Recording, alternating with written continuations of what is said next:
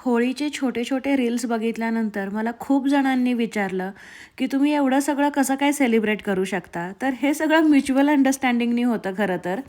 आमचे जे फ्रेंड्स आहेत, ते प्रत्येकाच्या घरी काही ना काही फेस्टिवल फिक्स झालेले आहेत.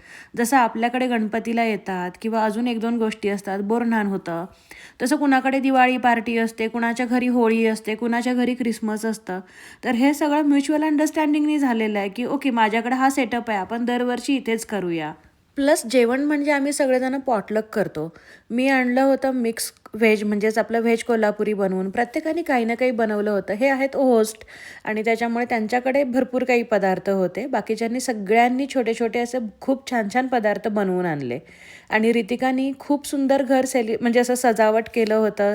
सगळं छान मांडून ठेवलं होतं. त्याच्यामुळे ते अजून 4 चांद लागून गेले. मग सगळेजण खातात, पितात, मजा-मस्ती करतात. मग कधीच कुणाच्या तरी डोक्यात येतं, की आपण डान्स करूया किंवा असं येऊया. कोणीही डान्सर नाही, नुसते मस्ती मजा करत असतात. सगळ्याच गोष्टी काही फिल्म केल्या जात नाहीत. शिल्पीनी आणली होती थंडाई बनवून, त्याच्यामुळे मानसा तिला हेल्प करते. प्रत्येकजण हेल्प करतात आणि कार्यक्रम झाल्यानंतर घर क्लीन करून जातात.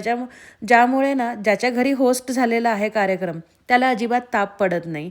घर जिथल्या जिथे क्लीन होऊन गेल्यामुळे बराचसं काम जे आहे ते त्यांचं वाचतं आणि अशा प्रकारे सगळेजण सेलिब्रेट करतात. आणि मग मुलांना बाहेर खेळायचं होतं. 1-2 फॅमिलीज आल्या नव्हत्या कारण की मुलं आजारी होती. मग जे काही अवेलेबल आहे त्यांनी सगळ्यांनी खेळलं. ह्याच्यामध्ये कुणाचं उणं-दुणं काढलं जात नाही. सगळेजण छान खेळतात, लहान मुलांची काळजी घेतात. अजून काय हवं? सुट्टीच्या दिवशी जो पण काय असेल तो सण साजरा करायचा आपण.